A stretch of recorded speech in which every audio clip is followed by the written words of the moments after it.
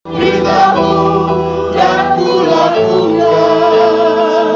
Engkau tahu ya Tuhan, tujuan hidupku hanyalah untuk menyenangkan hatimu.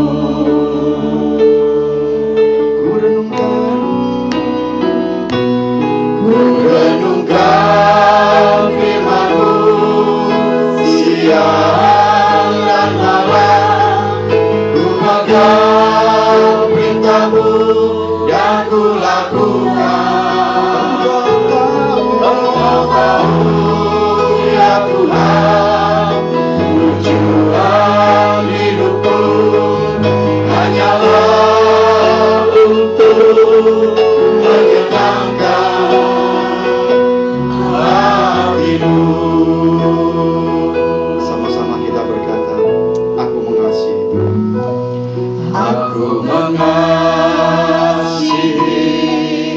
Engkau Yesus dengan segenap hatiku. Aku kasih Kau Tuhan. Aku mengasihi Engkau Yesus dengan segenap jiwaku. Ku renungkan firman-Mu siang dan malam. Ku makan perintah-Mu dan ku lakukan. Engkau tahu ya Tuhan, tujuan hidupku hanyalah untuk menyenangkan hatimu. Renungkan firman-Mu siang dan malam. Mari kita bangkit berdiri.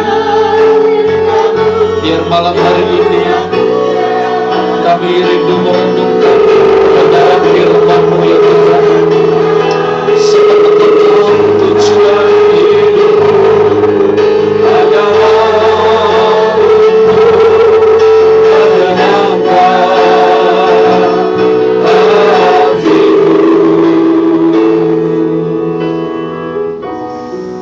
Kami bersyukur malam hari ini karena Tuhan hadir di tengah-tengah kami. Bapak, terima kasih untuk hari ini kami bersama anak-anak-Mu yang sangat mengasihi Engkau.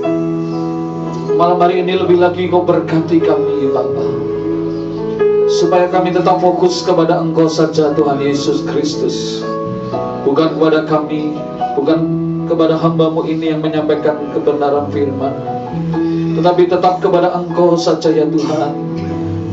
Kami rindu hari ini, malam ini menjadi malam yang penuh dengan berkat, kesaksian, pengurapan, kesembuhan, pemulihan ya Tuhan terjadi malam hari ini. Amin. Karena kami sangat rindu Engkau untuk menolong setiap pergumulan dan persoalan kami. Malam ini mari Roh Kudus ambil alih hidup kami. Kami persilahkan Roh Kudus mengambil tempat yang terbaik dalam kehidupan kami. Biarlah Engkau menjadi tuan rumah di tempat ini. Dan kami siap diberkati. Dan segala puji hormat kemuliaan hanya bagi nama Tuhan. Ada kuasa-kuasa yang mencoba mencuri berkat firman Tuhan. Hari ini kami sepakat untuk menghalau dan mengusirnya di dalam nama Tuhan Yesus Kristus. Dan kami percaya Roh Kudus mengurapi kami semuanya. Baik hamba-Mu yang menyampaikan firman, kami yang mendengar, sama-sama diberkati oleh Tuhan. Terima kasih Bapa. Terima kasih. Puji syukur kembalikan kepada Engkau di dalam nama Tuhan Yesus. Mari yang siap diberkati Tuhan, sama-sama katakan amin. Sekali kita beri kemuliaan bagi Tuhan Yesus Kristus. Silakan duduk bagi Tuhan. Shalom. Shalom. Sangat senang kesempatan diberikan kepada saya. Saya Pendeta Ari Nugroho.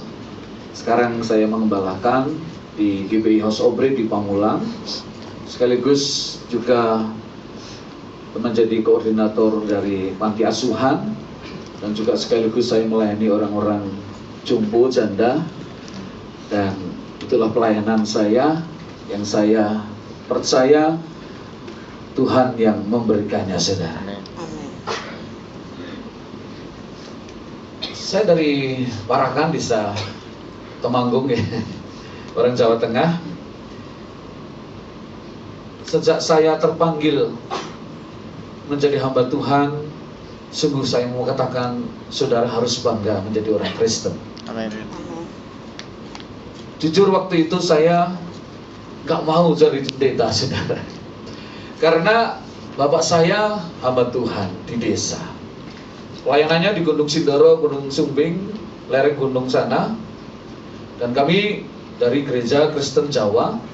Bapak saya juga penginjil, juga hamba Tuhan di sana. Kakek nenek saya GKJ Wonosobo, seorang misionaris sampai ke Papua, Fak-Fak, saudara. 10 tahun di sana. Dulu dari Muslim, kemudian istri dan anaknya meninggal karena malaria, dan dia balik ke Jawa, menikah, kemudian melahirkan ayah saya, kemudian sampai saya, kok ini kayaknya jadi keturunan ya hamba Tuhan, saya bilang. Saudara, jujur saya nggak mau jadi hamba Tuhan karena kami berkeluarga 7. Jadi sangat susah, karena mungkin orang dulu itu kalau punya banyak anak banyak rezeki katanya ya. Jadi 1 tahun lahir 1, saudara. Saya melihat, karena bapak saya penginjil di desa, ibu saya bidan. Jadi memang banyak sekali kami bisa sekolah sampai kuliah. Jujur itu dari ibu saya sebagai pegawai negeri. Dan kami melihat begitu susah, pernah mengalami kemiskinan. Dan sempat saya, sudahlah gak mau jadi hamba Tuhan, saya mau pengen jadi insinyur, saya mau jadi orang yang bekerja supaya saya bisa menyenangkan orang tua. Tetapi rencana Tuhan berbeda. Tuhan berikan kesempatan saya kuliah di Politeknik dan sempat bekerja, tetapi panggilan itu sangat kuat, saudara. Sejak kecil sebenarnya saya sudah diajak pelayanan oleh ayah saya untuk KKR di lapangan, menyetel film bisu ya. Jadi masih pakai dinamo, saudara. Jadi bagian saya adalah muter dinamo. Jadi kalau dinamo diputar lampu nyorot gitu kan, masih pakai film bulat gitu, saudara. Jadi filmnya masih bisu. Film tentang Yesus Kristus, bapak saya yang bicara, ini Yesus menyembuhkan orang sakit, membangkitkan orang mati dan sebagainya. Dan ketika saya mulai capek, itu lampu mulai redam gitu ya. Terus bapak saya, ayo cepet hilangin gitu. Itu pelayanan saya sejak kecil, saudara. Tetapi ternyata apa yang ditabur oleh orang tua tidak pernah sia-sia, Bapak dikasih Tuhan. Dan itu membuahkan sampai saya menyerah sama Tuhan, ya Tuhan, saya mau melayani Engkau.